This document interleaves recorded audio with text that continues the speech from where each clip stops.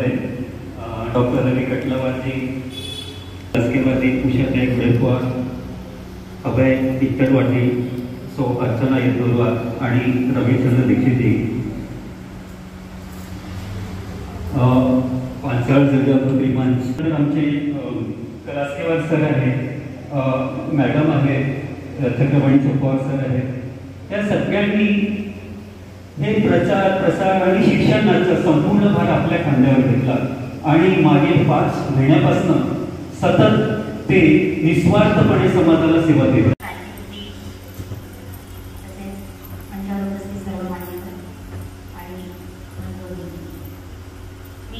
अर्चना शैलेश एक शिक्षिका आहे.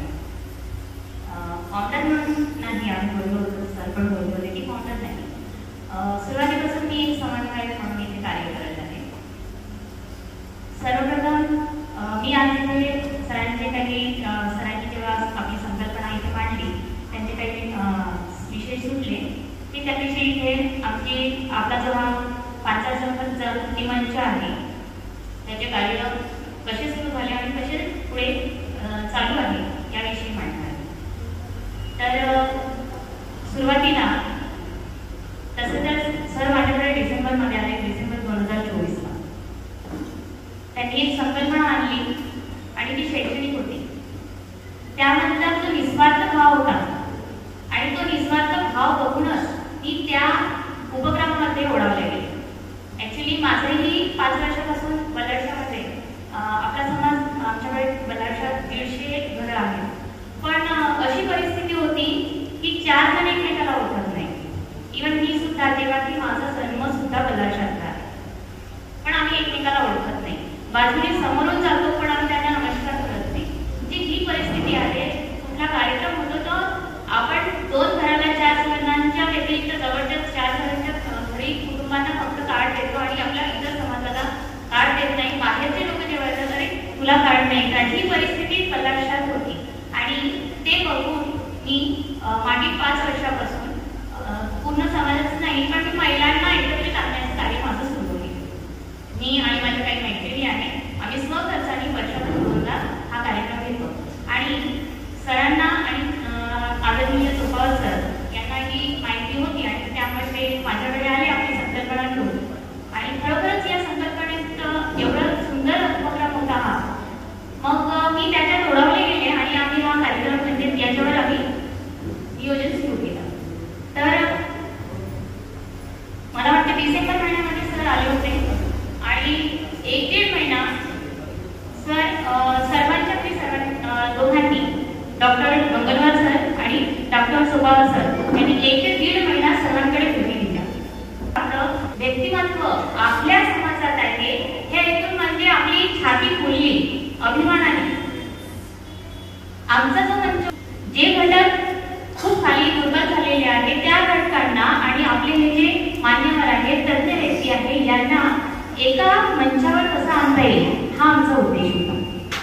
फेब्रुवारी 2025ला आम्ही सर्व बांधवांसमोर, समाज बांधवांसमोर याची रूपरेषा मांडली, या मंचाबद्दल माहिती दिली.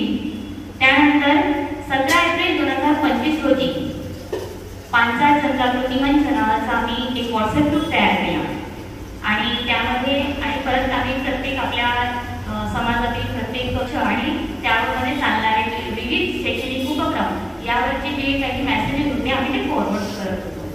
त्यानंतर पहिली आपले क्लास सुरू झाली. सर्वप्रथम डॉक्टर मंगलवार सर यांनी संकल्पना मांडली, त्यांना साथ दिली आमच्या आदरणीय डॉक्टर चोपावर सर यांनी.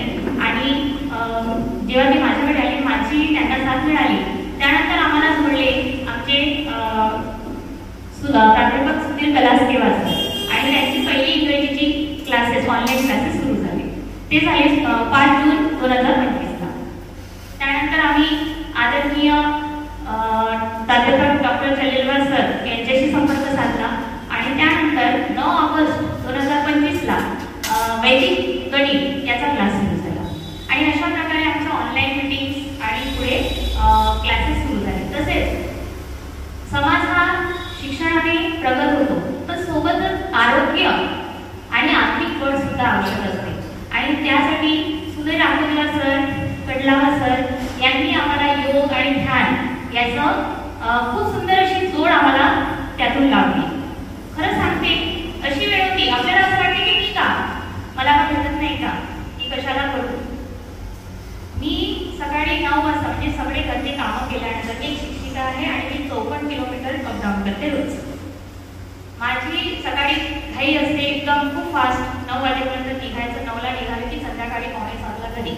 त्यानंतर घरी आल्यानंतर घरी आपलं बाकीचे कामं असतात आणि त्यानंतर मुलं बाळं सगळंच काहीतरी सर्वांना घेऊन चालावं लागतं. सोबतच आई वडील आहेत, सर्वांचं बघावं लागतं, सासरे सर्व.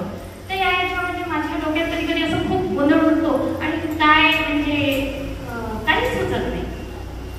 मी सुधीर आमोदकर सरांचा फाउंडेशन, जेव्हा आपल्याला निशुल्क हे सगळं मिळत आहे, मग आपण का म्हणजे कोण आहे, हे आपले लोक आहेत ना, मग घ्यायला काय हरकत आहे.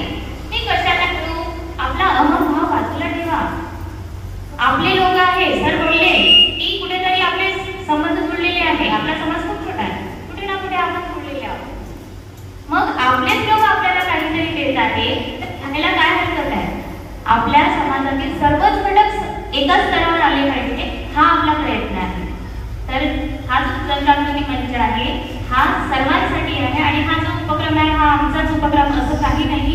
हा आपण प्रत्येक शहरात ज्याला जे वाटते माझ्याकडे हा गुण आहे मी द्यायला तयार आहे, हा आपला भाव असला पाहिजे.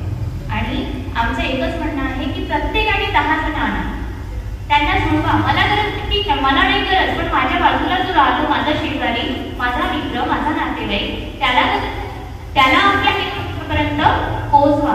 ही आपली सर्वांची आपल्या या मंचाची गरज आहे.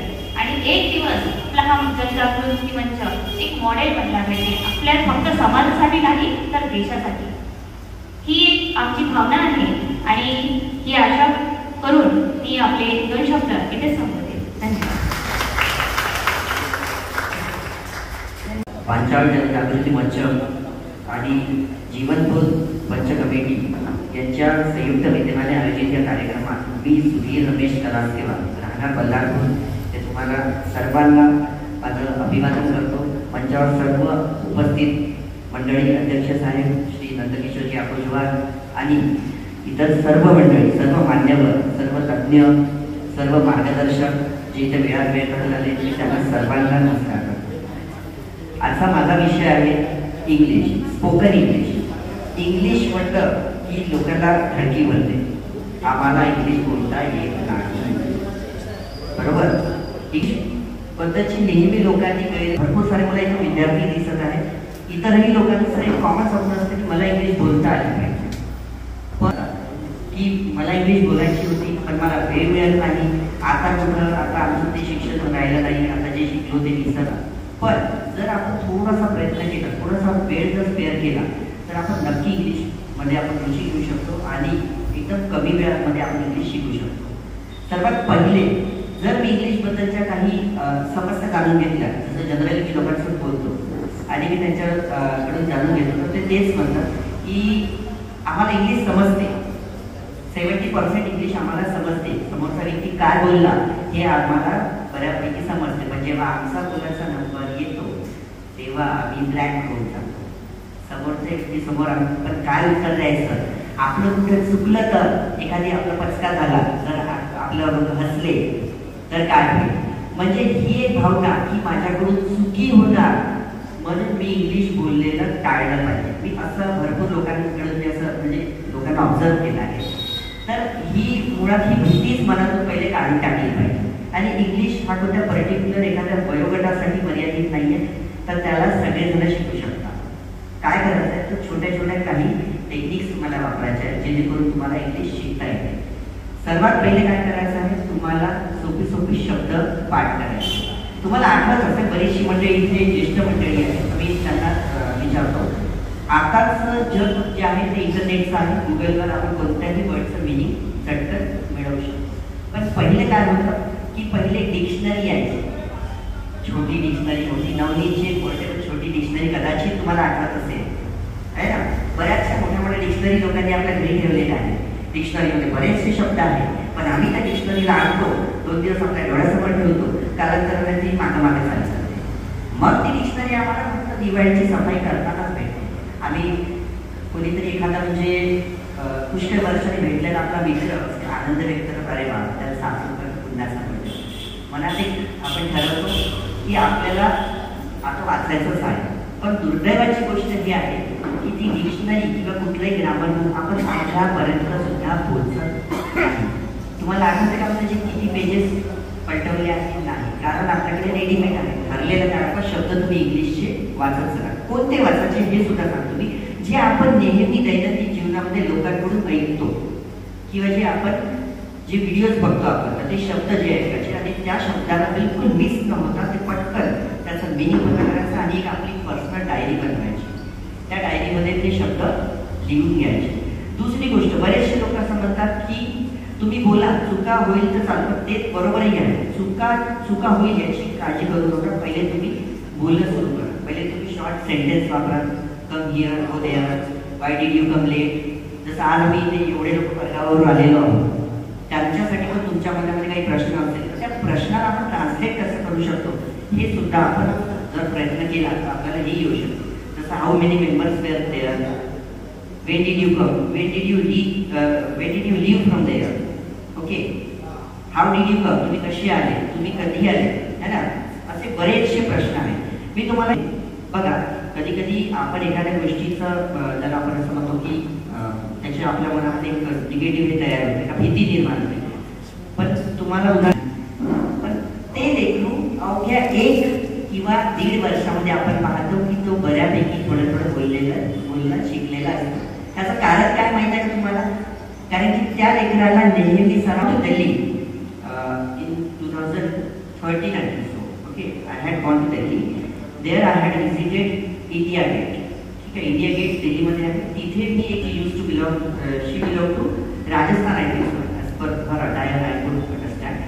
मला हे कळलं की ती राजस्थानची आहे. ठीक आहे, त्या लेडीजला मी जाऊन बघितलं. ती ladies 10 minutes has been given to me, okay, as per the time limit. That is why it is not possible for me to consume more time. Okay, so there are some other experts also. So त्यांच्यासाठी पण मला time spare करावा लागेल. आणि क्लासबद्दल सांगायचं झालं तर हा क्लास, या क्लासला तुम्हाला अटेंड करायचा आहे. क्लासमध्ये जसं आमच्या पांचाळ जनजागृती मंचाने काही अशी व्यवस्था केली आहे की ज्यांना एखाद्या दिवशी क्लास अटेंड करणं नाही पण जमत तर ते इतर दिवशीचा पर्याय पण निवडू शकतात. माझा क्लास शुक्रवारी असतो, फ्रायडेला सायंकाळी 6 वाजता. पण समजा तो क्लास समजा एखादी अनफॉर्च्युनेटली तुम्हाला तुमच्याकडून मिस झाला तर तुम्ही संडेचा क्लास जो आमचे पुंडलिक कविराज सर घेतात तुम्ही तो पण अटेंड करू शकता. आता ॲज अ टीचर म्हणून आपण बी सॉल्व करते. थँक्यू, धन्यवाद.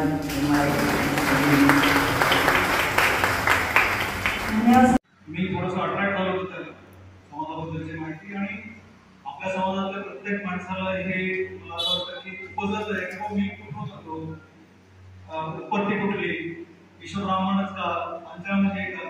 आणि त्याविषयी इतकं सुंदर सांगितलं. आणि जसं आता दीक्षित सरांनी सांगितलं की त्यांचा सहवास मामा त्याच्याशी चर्चा त्यासाठी मी आवर्जून उपस्थित आहे. खरं तर आज गुरुनानक जयंतीचं एक प्रोसेशन होतं आमच्या कॉलेजमध्ये. मी या कॉलेजमध्ये आचार्य आहे. ते मी मिस केलं. त्यांना म्हटलं की मी एका कार्यक्रमात बिझी असल्यामुळे ते येऊ शकत नाही. आणि 4 वाजताची एक अपॉइंटमेंट आहे त्या संदर्भात. खरं म्हणजे सगळ्यात पहिल्यांदा सुरुवातीला मला असं म्हणायचं की पांचाळ जनजागृती मंच किंवा जीवनभर पंचकृती त्यांच्यातर्फे चर्चासत्र आयोजन होत आहे किंवा आयोजित केलेलं आहे. आपण सगळ्यांनी याच्यासाठी टाळ्या वाजवणं आवश्यक आहे. जसं आता दीक्षित सर म्हणाले की आपल्याला विहिरी जवळ आलं. आज असं आहे की विहीर आपल्याकडे आलेली आहे आणि त्यामुळे आयोजकांचे आपल्याला मनपूर्वक धन्यवाद करणं आवश्यक आहे. या कार्यक्रमाला जो व्हॉलेंटियर जे आहे फक्त खूप काही गोष्टी इथं सुद्धा ज्याला आपण स्पर्धेच्या मागची गोष्ट म्हणतो. कारण प्राचार्य म्हणून मी माझ्या कॉलेजमध्ये बरेचसे कार्यक्रम आयोजित करत असतो. तर एखाद्या कार्यक्रमाची वैचारिक बैठक त्याच्यासाठी सगळे पंचाळ जनजागृती मंच आणि त्यांना दिलेलं सपोर्ट जीवनभर पंच कमिटीने, तर ही एक साधारण गोष्ट नाही.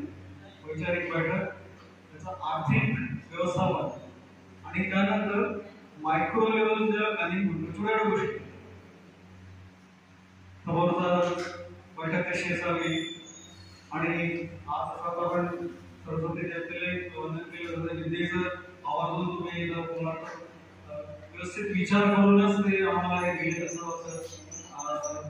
मी म्हणतो कारण पूर्वी आपण पुस्तकातही हे ठेवायचो असं होतं किंवा याच्यावर खूप जास्त आपल्याला त्याच्या वाटतं विद्येचं झाड होतं.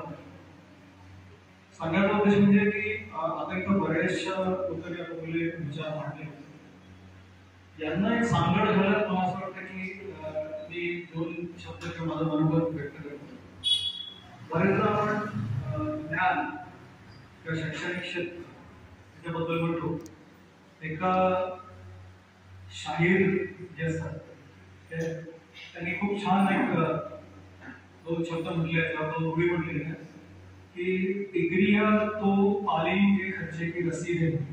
आपण जे काही डिग्र्या घेतो आता मला 30-35 लाख है, MBBS होता था 1.25 करोड़ रुपए. डिग्रिया तो तालीम के खर्चे की रसीद है. इल्म तो वो है, इल्म म्हणजे उपयोग कसा करता. इल्म तो है तो किरदार म्हणजे तुम्ही खरंच शिक्षित आहात.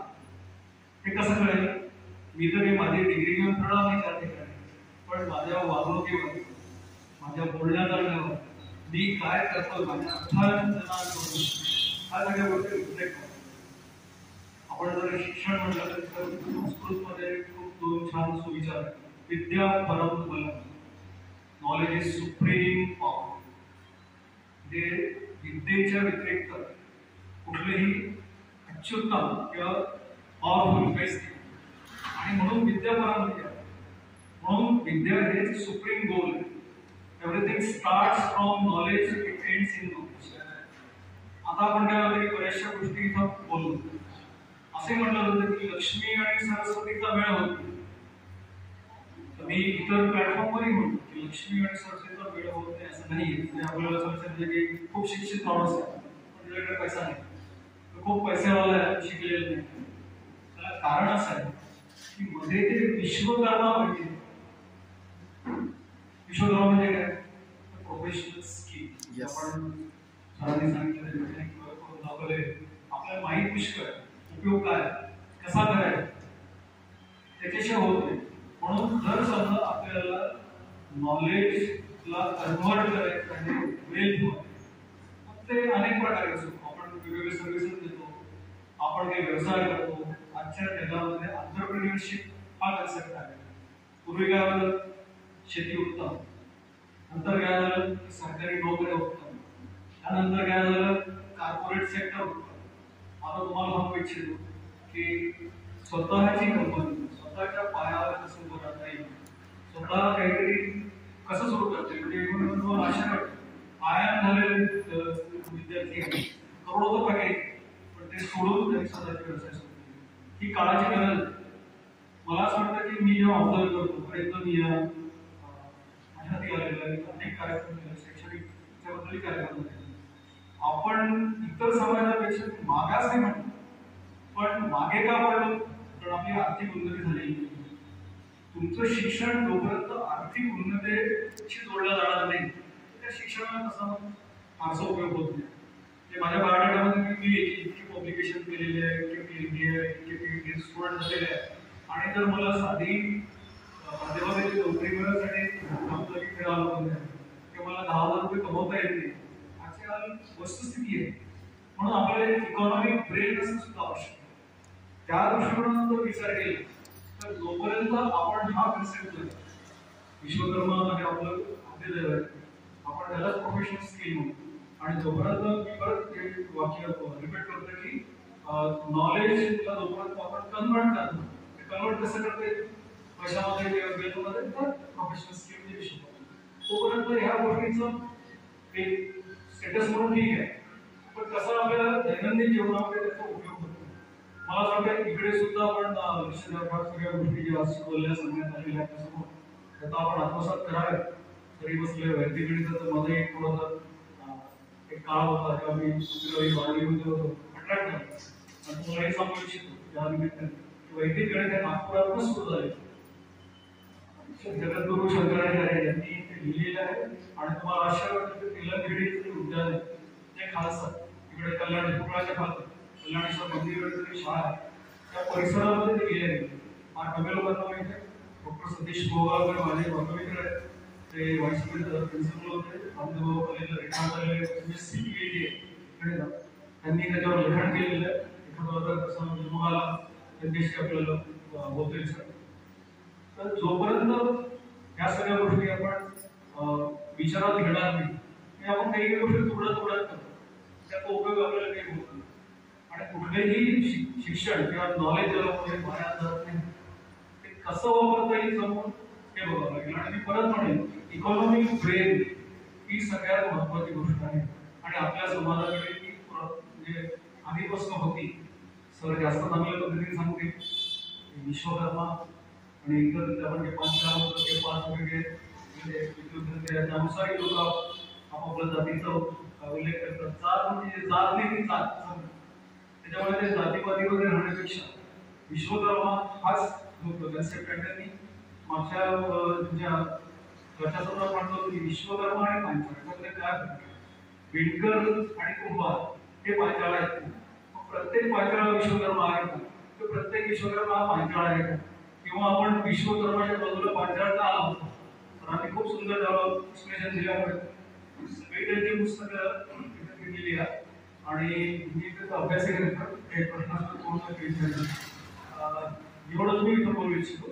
पण हा एक संदेश मेसेज म्हणून की जोपर्यंत आपण आपले शिक्षण काय महत्व आहे ते तुम्ही सांगा.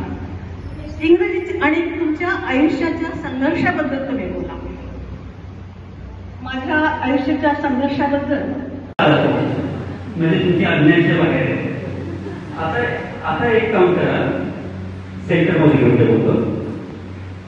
आता याच्या उलट आपण करू दोन्ही बोट दोन्हीकडे घेऊन जा.